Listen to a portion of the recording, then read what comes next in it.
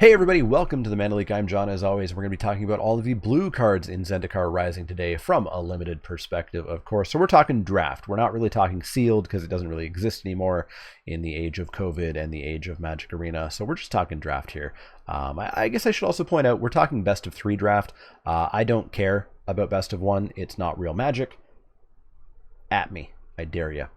Up first, we're going to look at Anti-Cognition. Anti-Cognition is 1 and a blue for an instant at common.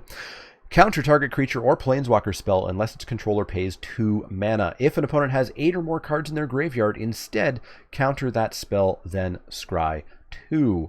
Yeah, this is a pretty weak mana leak that doesn't hit non-creature spells, but of course in limited we want our counters to hit creature spells more than we terribly care about hitting non-creature spells, but it's nice to have both. But yeah, paying 2 mana, that's really easy to do later in the game, so this falls off really hard if you're not getting 8 or more cards into your opponent's graveyard. Now luckily the blue-black deck is the mill rogue deck, and so you hopefully can get 8 or more cards. If this is 2 mana Essence Scatter plus counter planeswalkers and scry 2, this card's great.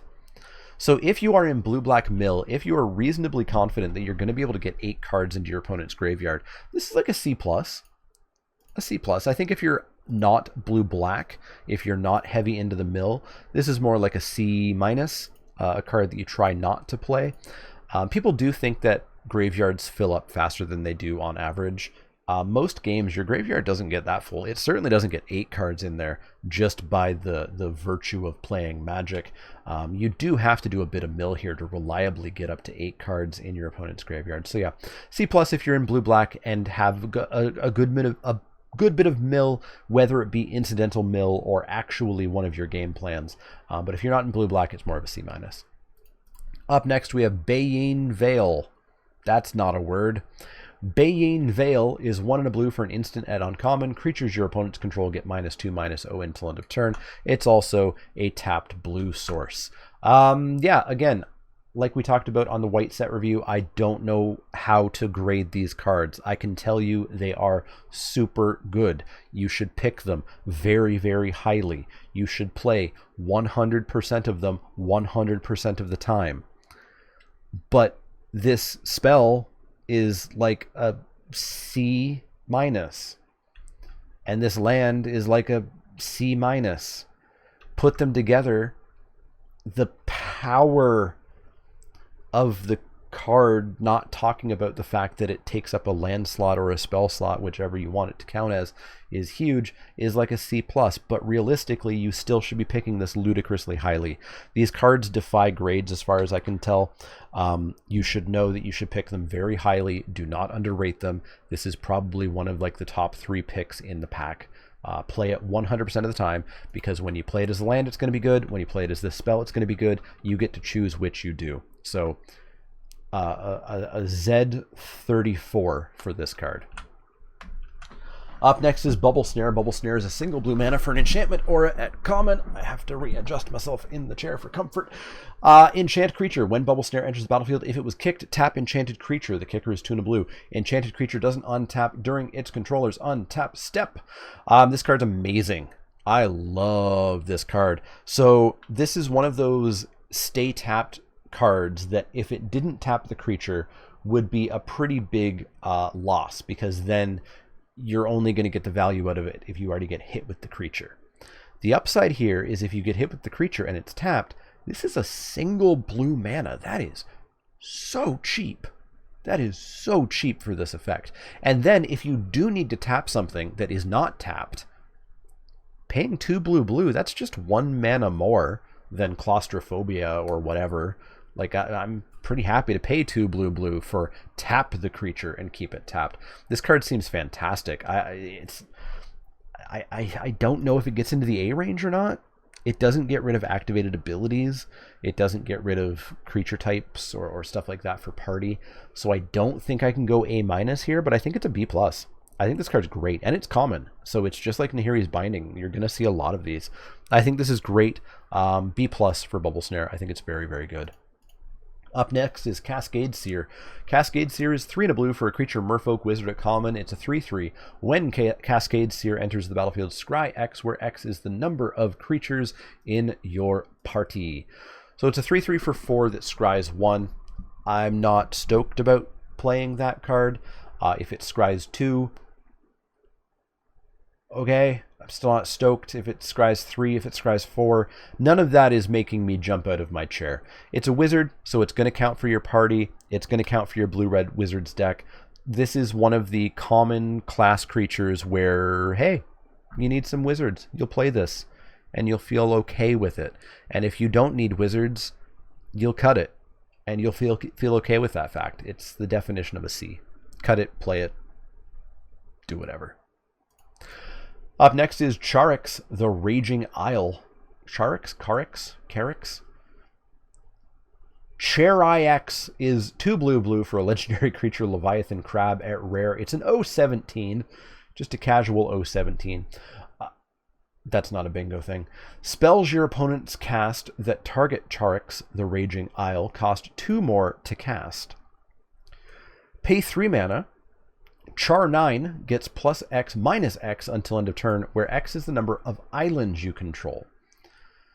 So it's the biggest 4 mana wall you've ever seen in your life.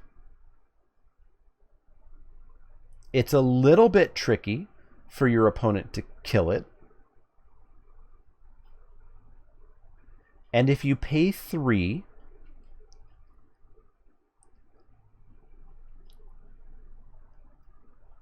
what are you expecting here? To get like a 4/13? A 5/12? Like, how many islands are you going to have in play in the average 2-color deck? How many of your islands are not islands? They're tapped blue lands. You can pay 3 multiple times. So pay 6. Make it an 8, 9. That's pretty good. That's pretty good. That's pretty good. Yeah, maybe the multiple activation saves this. But then, of course, you're not casting anything that turn. You're getting really blown out if your opponent kills it or bounces it, but it's trickier for them to do. This is interesting. It's definitely not an A. It's got to be in the B range.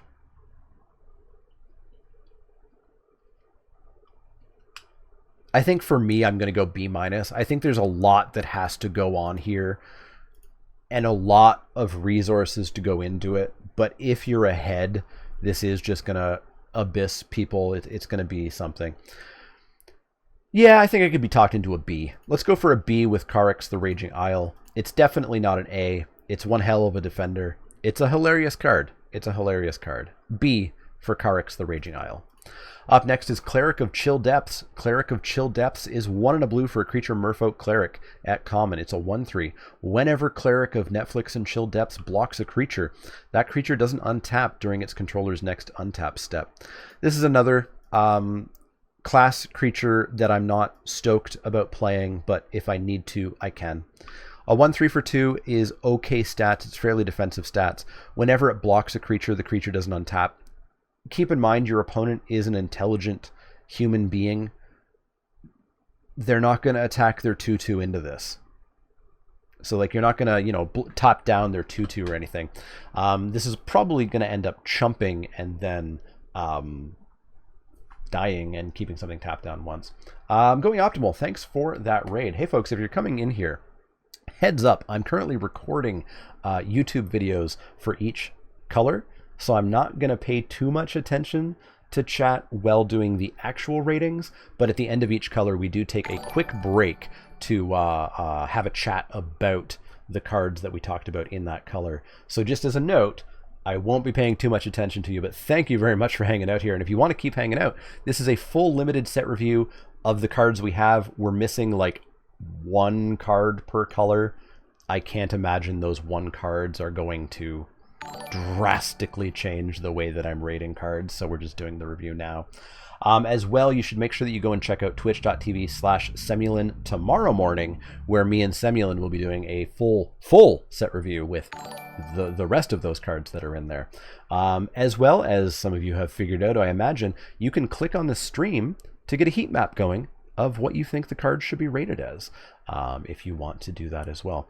So time for us to go back to the video. Thanks again for the raid. Thanks for hanging out. I play only limited here. You will find me only playing limited, sometimes building Legos. It's a chill time. We chat about Magic, drink a beer, and build some Legos. But yeah, thanks for hanging out. Thanks for the raid. And back into the YouTube videoing. So I will see you for a more chatty experience at the end of the blue cards. Up next is Concerted Defense. Concerted Defense is a single blue mana for an instant at uncommon. Counter target non-creature spell unless its controller pays 1 colorless mana plus an additional 1 for each creature in your party. So single blue mana for an instant. Negate. Negate's not something I'm ever super psyched about in draft. It's usually a sideboard card for me when I see a scary non-creature spell, or perhaps I see a large amount of removal or things like that. Because of course the majority of most draft decks are creature based. So that's why Essence Scatter is better than Negate. Essence Scatter's main deckable. Negate, sideboard card.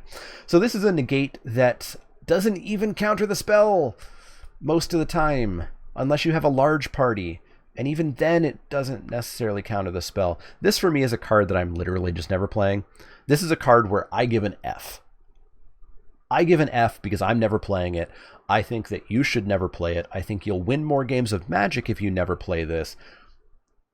Somebody's going to get you with it at some point. Somebody's going to force spike you. And that's it. You're going to lose the game because somebody force spiked you. It doesn't mean it's a good card. For me, it's an F, realistically. You can throw it in your sideboard if you're heavy duty into the party thing, and you can guarantee that you're going to make your opponent pay 5, which will be probably a hard counter most times. Sure. But I rate on average, and I'm going to go with an F. Up next is Confounding Conundrum. Confounding Conundrum is 1 and a blue for an enchantment at rare. When Confounding Conundrum enters the battlefield, draw a card. Whenever a land enters the battlefield under an opponent's control, if that player had a land enter the battlefield under the control this turn, they return a land they control to its owner's hand. Whenever a land enters the battlefield under an opponent's control, comma, if that player had another land enter the battlefield that turn, blah, blah, blah, blah, blah. So if your opponent is ramping, if they're getting double landfall triggers, you can get them by bouncing a land back to their hand. Which, if they're ramp, and if they're solely ramp, you got them by spending an entire card and 2 mana. And I guess you draw a card so it replaces itself. But this is a landfall set. A lot of people who are playing a second land are probably getting multiple landfall triggers, and you just gave them a land to ensure that they're going to continue getting landfall triggers. This card's an F-. This card is so bad, and it's a rare.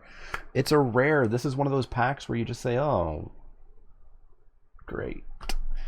Sure is great. This is a bad card. Never play this card. F-. F-. Some people going for the F+. I can respect the F+. F+, F- for Confounding Conundrum. It is bad. Up next is Coral Helm Chronicler. Coral Helm Chronicler is 2 and a blue for a creature Merfolk Wizard at rare. It's a 2/2. Whenever you cast a kicked spell, draw a card, then discard a card. When Coral Helm Commander enters the battlefield, look at the top 5 cards of your library. You may reveal a card with a kicker ability from among them and put it into your hand. Put the rest on the bottom of your library in a random order. Blue-green, of course, is the big kicker deck archetype here. So we've got a 2/2 for 3. It's a little bit below the vanilla cost, so we definitely need to be in the kicker deck. If we're in the kicker deck, turning this into a looter some amount of the time is a real nice little bonus there. Sorry, I forgot about the second paragraph there. When it does ETB, you do get to go and find some kicker spells. But again, this really depends on how many cards you have that have kicker. In a blue-green deck, this is like a B-. It's not a bomb, it's not blowing the game out, but it is a very good utility creature. It's gonna get you value in that blue-green kicker deck. If you're in a blue something else deck, it's going to go down in value. It's a wizard, so it's going to have value in blue-red. it can have some value in blue-white, but it's going to drop down. So this is like a B- to a probably C-. If you're literally playing this because you're blue-white and you need a wizard and you're not getting any kicker spells, it's a pretty cuttable C-. So B-, C- really depends on the deck here. Up next is Cunning Geyser Mage. Cunning Geyser Mage is 2 and a blue for a creature human wizard at common. It's a 3/2 with kicker for 2 and a blue. When Cunning Geyser Mage enters the battlefield, if it was kicked, return up to one other target creature to its owner's hand. Bounce. I love bounce. This is roaming Ghostlight, right? It's roaming Ghostlight. You pay 1 less mana and it loses flying. It's obviously less good than roaming Ghostlight due to the lack of flying, but the versatility is there as well. You know, if you're curving out, and curving out is how you're going to win that game, it's a 3/2 for 3. And if you top deck it a little bit later, if you want to play it, or sorry, it's not a roaming Ghostlight. You pay 1 more mana. It's 6 mana here, isn't it? Turns out that 3 + 3 is 6 mana. But yeah, later in the game, you bounce that creature that is causing you a problem. You bounce that token. You bounce whatever's going on. This card's great. This is a B- for me. I love this card. I love that it's common. I love that I can play multiples. You can play multiples because the first one you can play as 3 if you're in the middle of curving out, and the second one you can play later as a bounce creature. It can bounce your own things. I love this card. It's a B- for me. I'm super excited to play it. Super excited to play this Wizard Lizard. Up next is Deliberate. Deliberate is 1 and a blue for an instant at common. Scry 2, then draw a card. It's opt. +1 mana, +1 scry. It's not great, but if you are in the blue-red spells deck, it's a relatively cheap spell that replaces itself and gives you some selection. It's not good. It's not a card that you're going to go out of your way for. You should be able to wheel this like 100% of the time. So I do think this is like a C-. Even in the blue-red wizard spell deck, I think this is like a C-. I do hope it means it's a slow format and we can play a card like this, or we can play a card like the 6-drop. I always hope formats are a little bit slow. I feel like Modern Magic has maybe attempted to be a little bit faster. But yeah, this is a card that you can play, but you should probably try to cut. It's an opt, arguably a bad opt. Up next is Expedition Diviner. Expedition Diviner is 3 and a blue for a creature Merfolk Wizard at common. It's a 3/2 flyer. As long as you control another wizard, Expedition Diviner has, when this creature dies, draw a card. This is obviously primarily meant for the blue-red wizards deck because you want to have that other wizard. You don't want to have a warrior, cleric, rogue going on here. You want to actually go in on that one thing.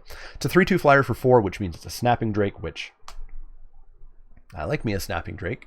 Snapping Drakes are good. They curve out and they attack, and a lot of players can't block them because they don't have flyers or reachers. And if I do get that bonus of having another wizard and they kill my 3/2 flyer, which they're probably going to want to do, I draw a card. It reminds me of Bird from Return to Ravnica. Has Rune in the name. I want to say Rune Wing, but it's got an extra power to it. This is a fine card. I think it's like it's a B- in the blue-red wizards deck, and I think it's a C+ in every blue deck, probably, just because it is a Snapping Drake. Up next is Field Research. Field Research is 2 and a blue for a sorcery at common. Draw 2 cards. If this spell was kicked, draw 3 cards instead. Kicker, 2 and a blue. Just rip up every copy of Divination you have, I guess. Divination's super dead? Because here we have Divination, except the option of later in the game pumping some more mana in to draw 3 cards. This is going to be one of the barometers of the set. If the set is super fast, this card's awful. If the set is slower, this card's great. Because you play it on turn 3, you draw 2 cards, top deck it late in the game. Divination's already pretty good in the late game, assuming a somewhat slow format. Being able to put more mana into it to draw an extra card, cool, great. This is like, you know, I'm talking this card up, but we're not going into the B range for this, I don't think. Realistically, this is just like a C+. And again, if this set trends too fast, this could go far. This could go lower. It could be less good. But I'm going to go strong C+, A+ in Jair's deck, in Jair's books, fair. But yeah, strong C+ for Field Research. Up next is the Semulin preview card, Glacial Grasp. And remember, If you didn't hear, twitch.tv/Semulin tomorrow morning around 10:30 a.m. I'll be doing a full set review with Travis as well, which should be fun. I'm sure that I will get talked out of a number of grades. Up next is Glacial Grasp. 2 and a blue for an instant at common. Tap target creature. Its controller mills 2 cards. That creature doesn't untap during its controller's next untap step. Draw a card. Do blue things. Yeah, this card's fine. Like, it's fine. It does enough things that are okay to be fine. Tap a creature. That's not something that I'm super stoked about, but then 2 sentences later, the creature doesn't untap, so it's like half a Frost Breath. Its controller mills 2 cards. If you're the blue-black rogue mill deck, there's 2 more cards towards getting to the 8-card threshold +1, I guess, or towards actually milling them out if that happens to be a plan. Drawing a card so it replaces itself. This is just a card that you're going to put in those blue-black decks, and it's going to be like a C, I guess. CC+. It's not good. It's not amazing. You're not going over the moon over this. You're not picking it highly, but if you've got a spot, and thanks to dual lands, you probably have a spot, it's just like a C. CC+. Works well in the Blue-Red Wizards spell deck as well, because it's a spell that you probably don't hate playing. It's fine. It's fine. C. Up next is Glasspool Mimic. Glasspool Mimic is 2 and a blue for a creature shapeshifter rogue at rare. It's a 0/0, but it does enter the battlefield as a copy of a creature you control, except it's a shapeshifter rogue in addition to its other types. It's also a tapped blue land. If you haven't been here for the first couple hours of this set review, I don't know how to actually grade these cards. Of course, the big thing that I say is grades don't matter. What matters is the discussion, and the discussion of literally every single one of these cards is they're great, pick them very highly. But a grade, I don't feel really applies. Now, this is the clone that only clones your side, and those are much less good because they require you to have good cards. The big bonus of a clone is that your opponent drops this scary thing and haha, you also have one. And now it's matched up. This, you've got to have good creatures down. If you already have a good creature down, this becomes kind of win more now, doesn't it? But I'm a fan of winning more. I just don't want to overrate winning more. But again, the fact that if you don't have something down that's worth copying and you need an island, you have an island, which makes this a very high pick still. And you play it 100% of the time. So does that make it an A? Does that make it a B? Does that make it a C+? Where does it go in the grades? I don't know. This gets an R10. That is the grade for this card. Don't underrate these cards. Play them 100% of the time. Pick them highly. And play them at the appropriate spot. Like I said, I don't know how grades work. I wish we could get away from grades as a set review thing. Up next is Inscription of Insight. Inscription of Insight is 3 and a blue for a sorcery at rare. It's got kicker 2 blue. Choose one. If this spell was kicked, choose any number instead. Return up to 2 target creatures to their owner's hand. I like that. Sometimes at sorcery speed, I prefer it at instant. Scry 2, draw 2 cards. Sure. Target player creates an XX blue illusion creature token where X is the number of cards in their hand. For 4 mana, I'm probably only ever wanting to do the first one. If I'm paying 4 mana for this. If I happen to have a whole bunch of cards in my hand, which in limited is a little bit Christmas landy, turn 4, 5, 6 later in the game, maybe I'll pay 4 mana for a 4/4. Sure. Whatever. 5/5. Cool. 6/6. Sure. Scry 2, draw 2 cards. Yeah, I'd pay 4 mana. I guess I'd pay 4 mana for any of these. But then, if I do want to pay, 8, 5, blue, getting all 3 is solid as well. But the sorcery aspect of it does suck, because you are bouncing 2 creatures, scrying 2, drawing 2, making a creature, and then probably not doing anything else that turn. So your opponent's going to replay those 2 creatures. They're going to draw a card, so you're only up 1, and you've got a creature. I think realistically you are playing this for 4 mana, and you're picking the one that helps you out. That said, it's a good card. having the versatility, and that's going to be the name of the game of this entire format, isn't it? Versatility. The cards do so many different things, and you get to pick the thing that you want, the thing that is the best at that moment in time. So this card is like I guess the versatility makes this like a B. 4-mana sorcery? No, I think the versatility keeps this at a B. Unfortunately, the actual thing that it does in one specific game is probably like a C+. And I think that's about it. But I think the versatility makes this a little bit of a higher pick. I'm still picking any uncommon bombs over this. I'm still picking almost all, probably just all removal over this. So maybe it's actually more of a B-. Let's go B- for Inscription of Insight. Up next is Into the Royal. I love Into the Royal. 1 and a blue for an instant at common. Kicker, 1 and a blue. Return target non-land permanent to its owner's hand. If the spell was kicked, draw a card. You may know this as Blink of an Eye. Before it was Blink of an Eye, it was Into the Royal. This card's great. It's bounce. I love bounce. I love instant speed bounce. I love cheap bounce. I love bounce that draws me a card if I have 2 extra mana. This card is a B. I love it. I'm going to pick as many of these as I can. I'm going to play as many of these as I can. Blue-red spells. It's going to count as a spell. Love this card. B. Into the Royal's the best. I love it. I love it. I love it. Up next is Jace Mirror Mage. Jace Mirror Mage is 1 blue for a legendary Planeswalker Jace at Mythic. It starts with 4 loyalty. It passes the vanilla Planeswalker loyalty test, but you'll see why in a second. It's got Kicker 2, so you could pay 3 blue to get a copy of Jace Mirror Mage that's not legendary, and it has 1 loyalty on it. +1, scry 2. 0, draw a card and reveal it. Remove a number of loyalty counters equal to that card's converted mana cost from Jace Mirror Mage. This is, yes, a weak Planeswalker. A weak Planeswalker is still pretty good a lot of the times. This is a good card. Like, 3 mana, scry 2 every turn.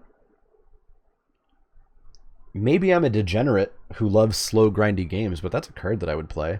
I love Riddle Form. I love whatever that one from Eldritch Moon was. It was an 0/4 Ghost, I think, Defender that just scryed every turn. I loved it. 3 mana, scry 2 every turn. I like that. And then, if I want to draw a card, cool. 0, draw a card. Maybe it's a land. He doesn't even lose loyalty. I take a land off the top of my deck. This card's good. This card is good. Don't let the fact that this card isn't Oko or Mind Sculptor or some sort of limited bomb Planeswalker make you think this card's bad. This card's great. This is probably the first pick in every pack that I think it's in. Like, I think this is not an A. My A's are saved for premium removal and instant game-changing bombs, so I don't think I'm in the A range for this, but I think it's like a strong B+. I think this card's great, and the fact that people might underrate it and pass it at the start of the format is going to be very, very, very good for some people who want to play themselves some blue card advantage in selection. And if you get 2 of these, oh, love it. Up next is Juari Disruption. Juari Disruption is 1 and a blue for an instant add-on common. Counter target spell unless its controller pays 1.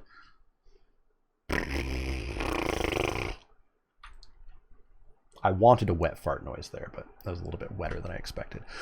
But it's a modal dual-faced, double-faced card. It's a tapped land on the backside. So you'll still always play it. You will still always love it. And what you will do is early in the game when you really need a blue land and you just don't have one, it's a blue land. Early in the game where you don't need that blue land and you can get that player by force spiking them, you get to force spike them.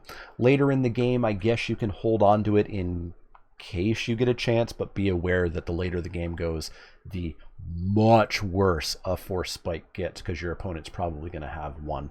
This is one where I consider it to be a land the vast majority of the time, and when I get someone, I'm going to get them. So how do you rate it? How do you rate it? You pick it highly, you play it 100% of the time, but in any one specific game, what it is not amazing. So it is a WD-40. That is my letter grade for this card. pick it highly, play it always, and do what you need to do with it. Up next is Living Tempest. Living Tempest is 4 and a blue for a creature elemental at common. It's a 3/3 flash flyer. This feels shockingly bland for most of the other cards that we've seen in this set. 5 mana 3/3 flash flyer will surprise some people. It'll catch some people. It doesn't have a class. It doesn't have anything else really going on for it. So I think this is still pretty mediocre. I don't think you ever really want a second one of these. And I think this is just a C. I think this is just like, play it. I don't care. You got better cards? Cool. You don't have better cards? Okay. C. It's the definition of a C for me. It's fine. You're not going to feel sad and you're not going to feel happy. God, that's not a life you want to live. C for Living Tempest. Up next is Lull Mage's Domination. Lull Mage's Domination is X blue for a sorcery at uncommon. This spell costs 3 less to cast if it targets a creature whose controller has 8 or more cards in their graveyard. Gain control of target creature with converted mana cost X. It's a very expensive mind control or a mind control. You know, if you have milled them or if they have somehow gotten 8 cards in their graveyard, you can get, for 5 mana, a 5-drop, right? 2 blue. Yeah, you can mind control for 5 mana and get probably most creatures in the format. There's obviously going to be some 6s or 7s or etc. that you might not be able to catch, but pretty good. If you're not milling them down to 8 cards, 6 mana to get a 3-drop isn't something I'm stoked on. So I think I do want to play this with some mill backup support. I want to play this in blue-black especially. And if I'm not in blue-black, if I'm in something else, I might have to consider whether I super want to play it. But we'll see how it goes. You will be playing 2 colors in this format for sure. There's no real reason to go multicolored in this format, I don't think. But yeah, Mind Control is a very solid card. This is a sorcery speed Mind Control, which means it's not going to get blown out by enchantment hate. Still gets blown out by bouncing, just like normal. But yeah, I think this is a good card if you have the mill support behind it. So it's like a B+ in that deck. If you are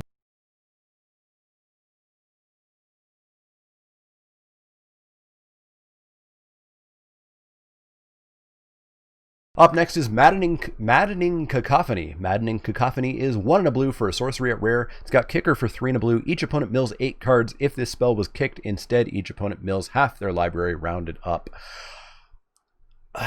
No. Traumatize is never, ever good. It's never good. But if I'm the blue-black mill deck and I have multiple payoffs like Lull Mage's Domination, and I'm sure there's other ones, sure, I guess. This is hard to rate because you are actually rather paid off by having the 8 cards in their library, but I think you have to have those payoffs. Like you're not milling your opponent out by milling 8 cards one time. You're not milling your opponent out by milling half their library. But because of that threshold +1 payoff that it definitely exists, I think you actually play this 100% of the time in that deck. But I think you should be able to wheel this card. You should be able to, if you want this card, you should be able to get it, because nobody at the table, unless they are also in that deck, should ever be taking this card. We're probably going to be playing only on Magic Arena. People are going to take this card. It's a rare. They think it's going to be great.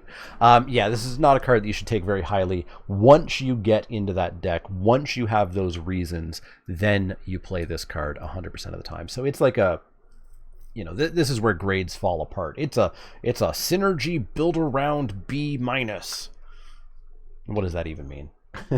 we talked about where you should take it and where you should play it. That's the grade for it. Up next is Master of Winds. Master of Winds is 2 blue for a creature Sphinx Wizard at rare. It's a 1/4 flyer. When Master of Winds enters the battlefield, draw 2 cards, then discard a card. It's already got Rousing Reed attached to it. Whenever you cast an instant sorcery or wizard spell, you may have Master of Winds base power and toughness become 4/1 or 1/4 until end of turn. So it's a 4-mana 1/4 flyer that draws 2 and discards 1. That's fine right there. I'm already kind of happy with that card.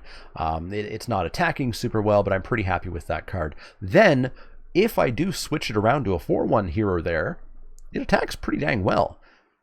And the fact that I don't have to, permanently set it to a 4/1, it's not permanently a 4/1, which means when I want it to be a little bit less vulnerable to, small bits of damage, it can be. The fact that you could get super cute and you could turn it into a 4/1, and your opponent goes, haha, shock, and you go, haha, something, turn it back into a 1/4. This is just a good card. It's not a bomb. It's not like busting the game open just by existing, but it's a very good value card. I think this is like a strong B or so. Let's go strong B. Up next is Merfolk Falconer. Merfolk Falconer is 3 blue for a creature Merfolk Wizard at uncommon. It's a 4/4 flyer. Whenever you cast a kicked spell, scry 2. 4/4 flyer for 5 is okay stats. That's like a C, I think. It's getting to the point where, yes, it's a flyer, yes, it's a lot of power, but you can't put that many 5-drops into your deck. But I think it's a C right there. If you are in the kicker spell, or in the kicker spell deck, scrying 2 every time you kick, that's just gravy. So in the kicker deck, this is like a B-, and outside of the kicker deck, this is like probably still a C+ for the first one.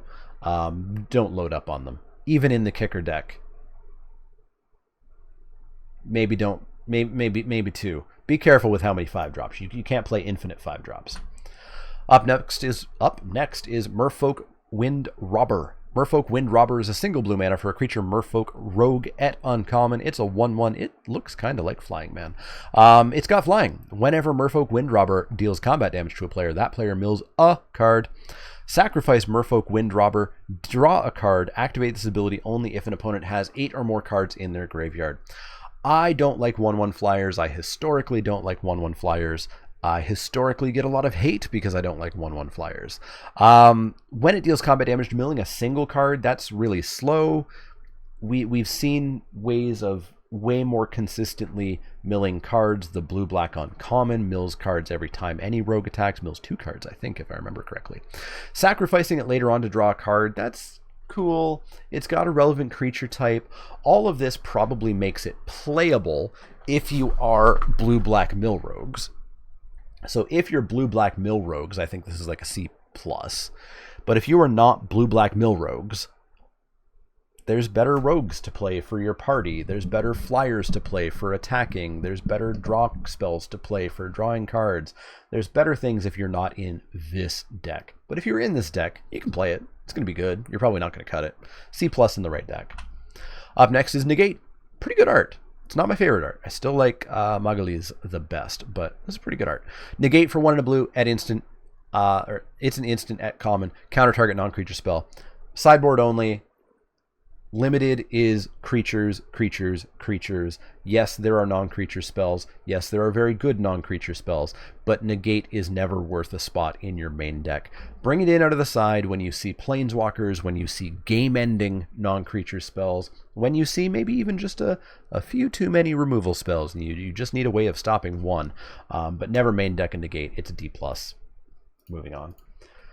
Up next is Nimble Trapfinder. Nimble Trapfinder is 1 and a blue for a creature human rogue at rare. It's a 2/1. Nimble Trapfinder can't be blocked if you had another cleric, rogue, warrior, or wizard enter the battlefield under your control this turn. At the beginning of combat on your turn, if you have a full party, creatures you control gain whenever this creature deals combat damage to a player, draw a card until end of turn.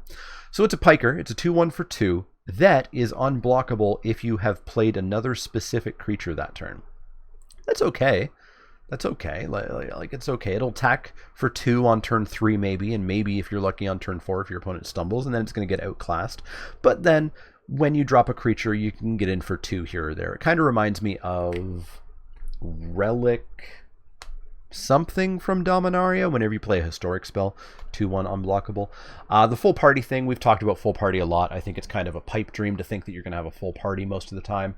It's just going to be very tricky. Like, you have to get 4 creatures on the battlefield. Those 4 creatures have to be very specific creature types. So I'm iffy about this being full partied most of the time, but as is, I think it's a fine C+.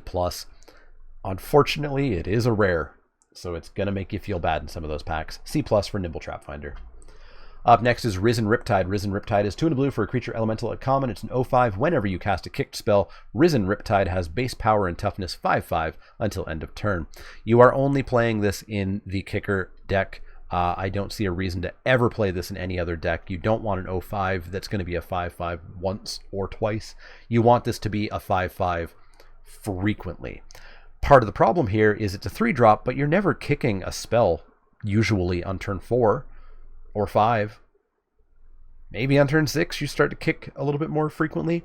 Now a 5/5 is still going to be good at that time, but I don't think this card's great. I don't think this is the kicker payoff that you're looking for. I think it's just kind of a... I don't really want to play this in the kicker deck that much.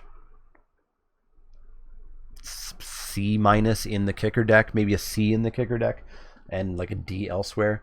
Depends how many divinations you have. Fair, the 3 Venations. Yeah, if it's a 5/5, we'll see. But I think realistically, you just try not to play this. There's better payoffs. Up next is Roost of Drakes. Roost of Drakes is a single blue mana for an enchantment. When Roost of Drakes... I try to read these in an interesting way that does the kicker second, and I always screw it up. So let's just read it from the top to bottom, shall we? Kicker for 2 and a blue. When Roost of Drakes enters the battlefield, if it was kicked, create a 2/2 blue Drake creature token with flying. Whenever you cast a kicked spell, create a 2/2 blue Drake creature token with flying. So this is obviously a payoff for the kicker deck, and I think it's pretty good payoff for the kicker deck. I think it's a lot better than a Risen Riptide, because every time you kick, you get a 2/2 flyer. And 2/2 flyers add up.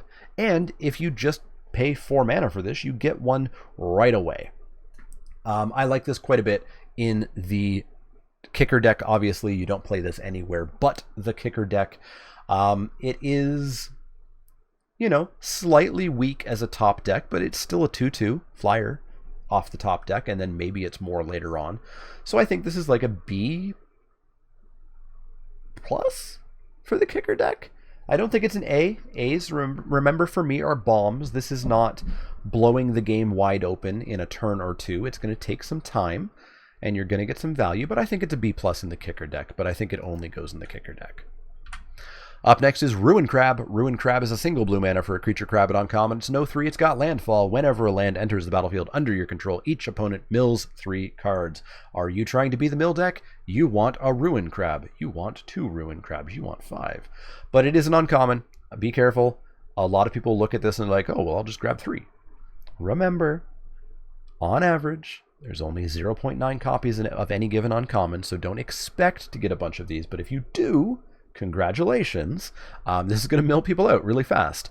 Yeah, this is a great card if you are milling. If you are not milling, don't play this card. If you're blue-green kicker, milling them 4 times for 3 cards didn't do anything.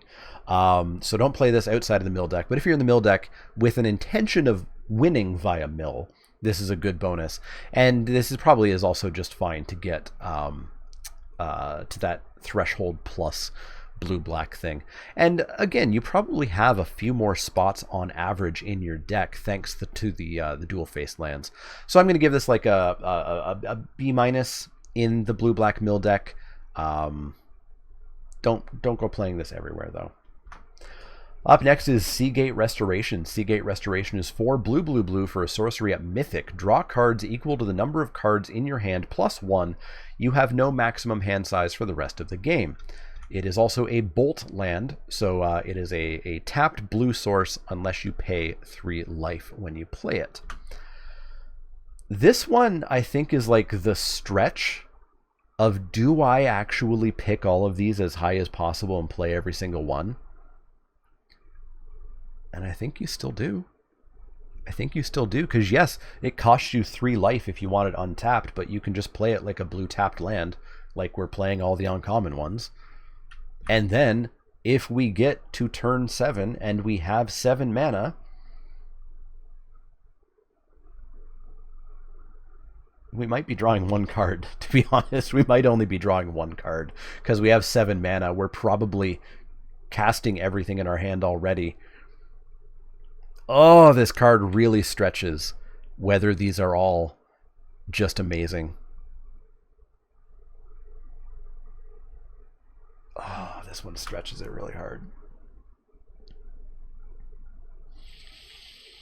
If you get flooded, it's great. Is it? Because if you get flooded, your hand's probably empty. And you're drawing a card. Which, I mean, you're not doing anything else with the mana, so what, right? Oh, this one's a stretch.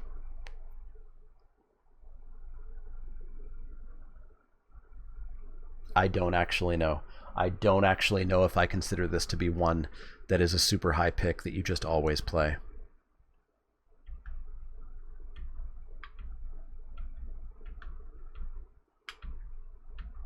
I'm going to start this one out at an F.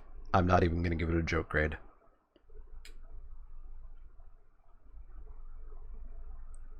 I'm not even going to give this a joke grade. I think it might just be an F. Let's see how it goes. Let's see how it goes. Let's see if every single one of those are literally auto-includes, which most people are saying. That is the common thought process right now, is that every single one of those are playable, instantly include, and extremely high picks. I don't think that one is. Up next is Seagate Stormcaller. Seagate Stormcaller is 1 and a blue for a creature human wizard. At Mythic, it's a 2/1 with kicker 4 and a blue. When Seagate Stormcaller enters the battlefield, copy the next instant or sorcery spell with converted mana cost 2 or less you cast this turn when you cast it. If Seagate Stormcaller was kicked, copy that spell twice instead. You may choose new targets for the copies. I'm never big on these effects in Limited. Obviously, in Constructed, they can have a lot of benefit. Typically, they're in red, which is why I like them in my mono red decks. Copying a 2 mana instant or sorcery, what are we even copying in blue for that? Are we copying anything that we care about? CMC less than 3 type instant color blue. What are we copying? Deliberate? Into the Royal? Although Into the Royal would have a CMC of 4 on the stack. Or wait. Yeah.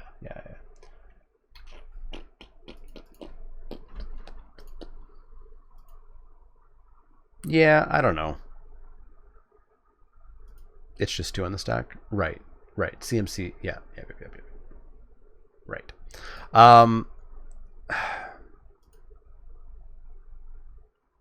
So it's a piker. Like we're not going into D for range for this. It's a piker. It's a C- if it was blank. 4, 5, 6, 7 mana to copy the next spell twice. You're not casting a next spell when you're paying 7 mana.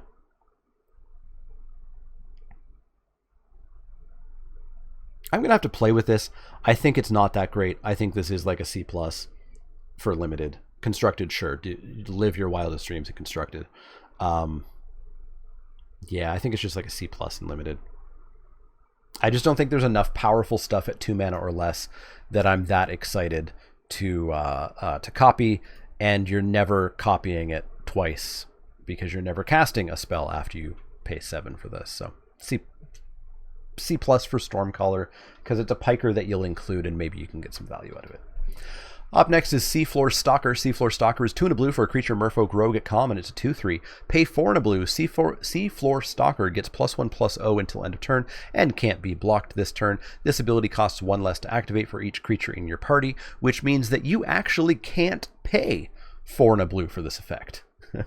This effect will always be 3 and a blue or lower. This is fine if you're in the blue-black rogue deck and you want to get some unblocked rogues in, whether it be for if it gets the draw a card effect from the Nimble thingy, if it's for the ninjutsu effect that we've seen on that one rare, if it's just to get some mill in, or maybe if it's just to get, if it's just to get 2 damage in.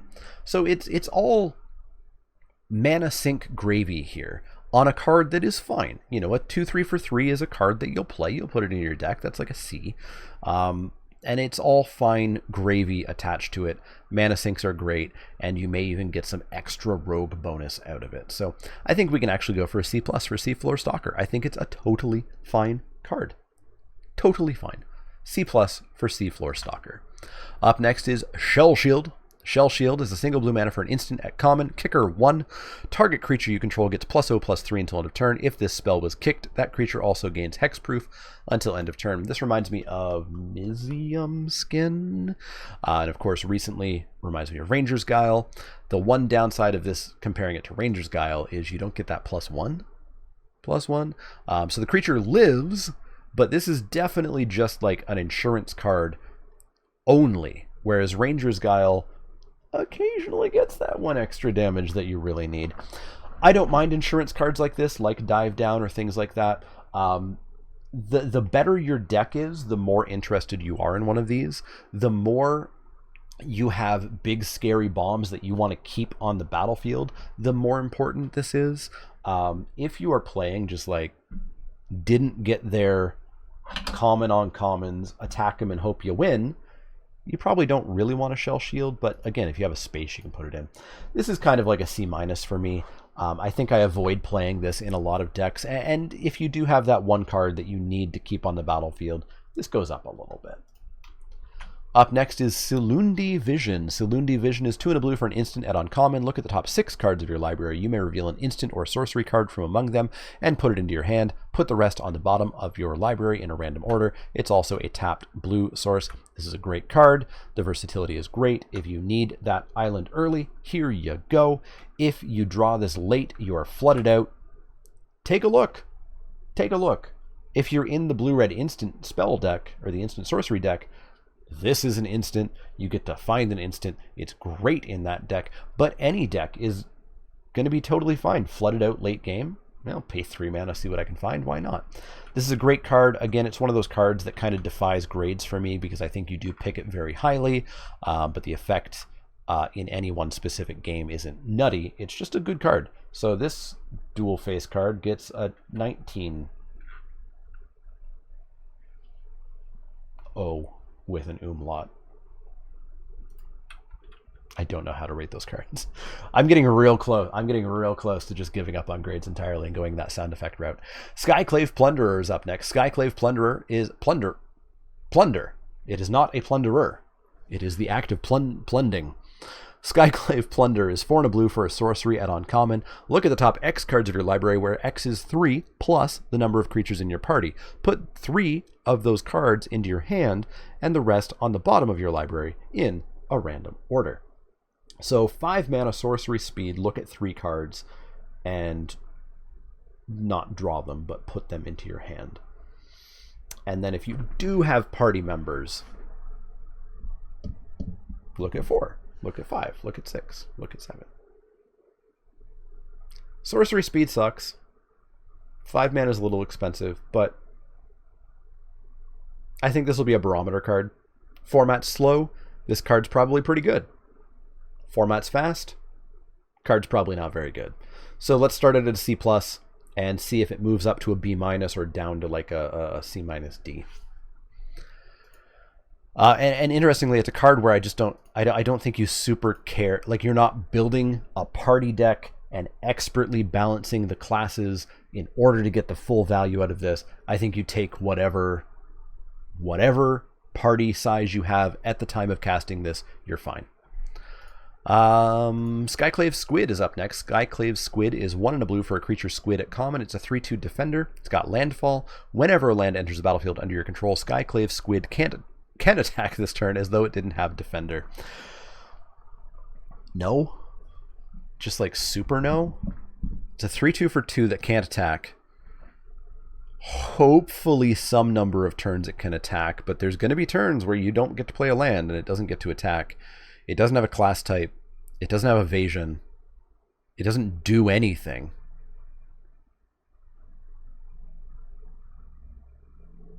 D. I actively don't want to play this card. D for Skyclave Squid.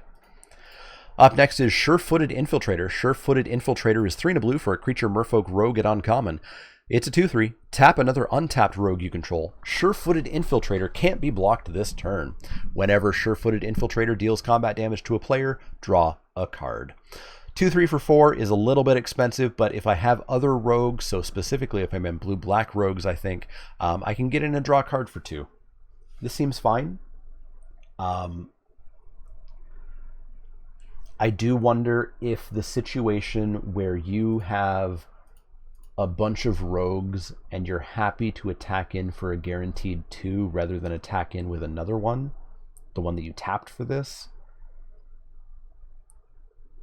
maybe it just gets you out of some situations and you just don't do it if you're ahead. It's probably correct. Yeah, this is like a... It does kind of remind me of Tide Skimmer, which unfortunately did not perform the way that the words on this card of Tide Skimmer suggested it would perform. I really wish this was 3 mana. I really wish it was 3 mana. At 4 mana, I think this is just like a C+ in the rogue deck.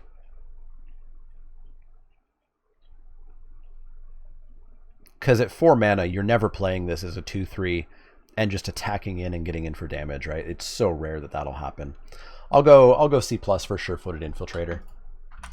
Up next is Tazeem Royal Mage. Tazeem Royal Mage is 1 and a blue for a creature Merfolk Wizard at common. It's a 2/1 with kicker 4. When Tazeem Royal Mage enters the battlefield, if it was kicked, return target instant or sorcery card from your graveyard to your hand. This seems good. I'm going to think this creature flies. If you don't look at their feet, it looks like they're flying. So it's a piker, and late in the game, you return an instant or sorcery. Feels fine. Feels fine. The versatility there is nice. Play it on curve, get in for damage. Play it late, get a spell back. It reminds me of G2 Chronicler. It reminds me of Scholar of something. But of course, Scholar of something you only could play for a whole bunch of mana. Yeah, I think this is like a C+ in most decks. No, you need to have instants and sorceries you want to return.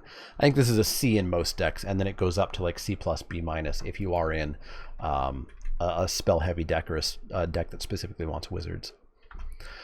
Up next is Thieving Skydiver. Thieving Skydiver is 1 and a blue for a creature Merfolk Rogue at rare. It's a 2/1 with kicker X. X can't be 0 for some reason. Why can't it be 0? It's flyer. When Thieving Skydiver enters the battlefield, if it was kicked, gain control of target artifact with converted mana cost X or less, which means you have to pay 1 if you want to take control of that bone saw or that ornithopter. If that artifact is an equipment, attach it to Thieving Skydiver.